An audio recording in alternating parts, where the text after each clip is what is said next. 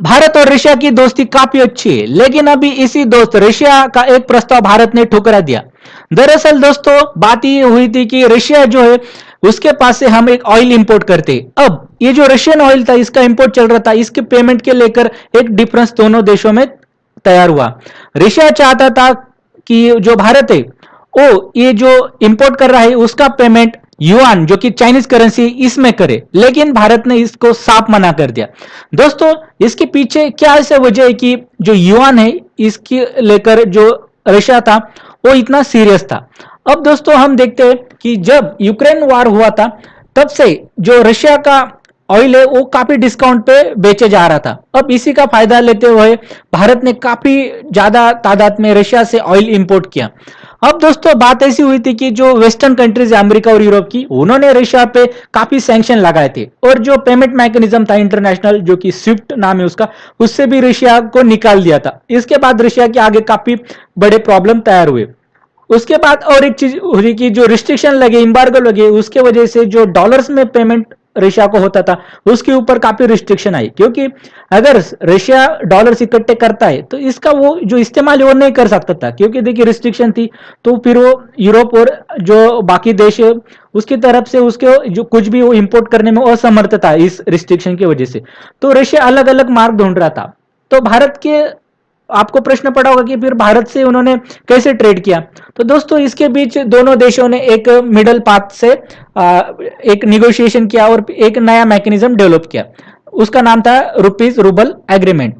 तो भारत क्या करता था कि अपना रुपीज जो करेंसी है डॉलर्स के बजाय रुपी इस्तेमाल करता था और इंपोर्ट कर लेता था, और फिर रशिया जो है वो रुपीज लेता था, और फिर बाद में भारत से कुछ जरूरत हुई तो वो ही रुपीज भारत को रिटर्न देके वो चीजें भारत से खरीदता था। तो ऐसा एक मैकेनिज्म था, उसको रुपीज रूबल मैकेनिज्म कहते थे। लेकिन दोस्तों मई महीने में क्या हुआ कि रशिया ने ये जो मैकेनिज्म था ये सस्पेंड किया रूबी रूपल का।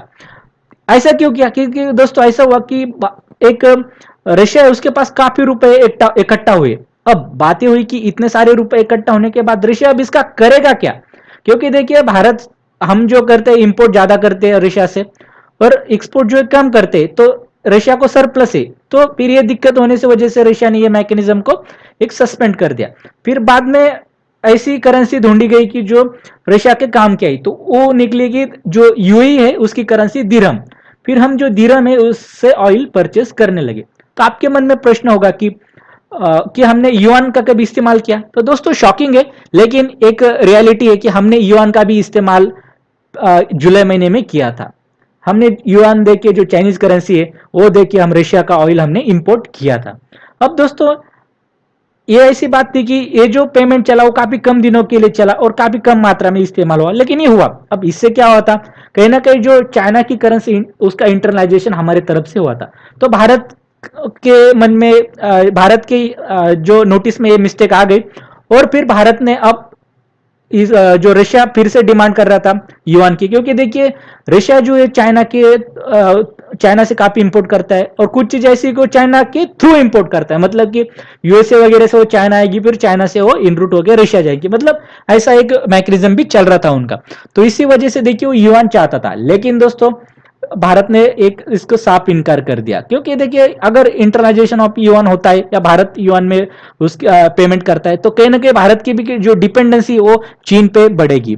और दोस्तों आपके मन में सवाल होगा कि ऑलरेडी युआन का जो मैकेनिज्म है रशिया वो बाकी देश जैसे कि नॉर्थ कोरिया हो गया और बाकी भी कुछ देश उनके साथ एक चला रहा है, तो इससे तो इंटरनाइजेशन हो रहा है। लेकिन दोस्तों ये बहुत बड़ी दूर की बात है, क्योंकि इंटरनाइजेशन होने के लिए उसको पहली बार तो डॉलर से कंपैरिजन कर रहे हैं, लेकिन डॉलर्स के पहले उसको यूरो को पीछे छोड़ना पड़ेगा। अभी यूरो जो टॉप 2 की करेंसी है, अभी युआन काफी पीछे 5 नंबर पे आता है, तो इसको पहले यूरो को पीछे छोड़ना पड़ेगा। इसके लिए काफी बड़ा टाइम लगेगा, मे बी 30 to 35 ईयर्स लग सकते। तो ये यहाँ पे एक दिक्कत आती है इनको।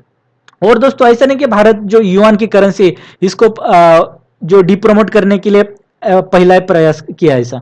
तो भारत ने पहले ही देखिए ब्रिक्स जो है, ब्रिक्स में चाइना ऐसा एक प्रपोजल लाया था कि एक कॉमन करेंसी हो, और देखिए फिर भारत ने ये जो प्रपोजल था उसको फिर से ठुकरा दिया था। ऐसा क्यों?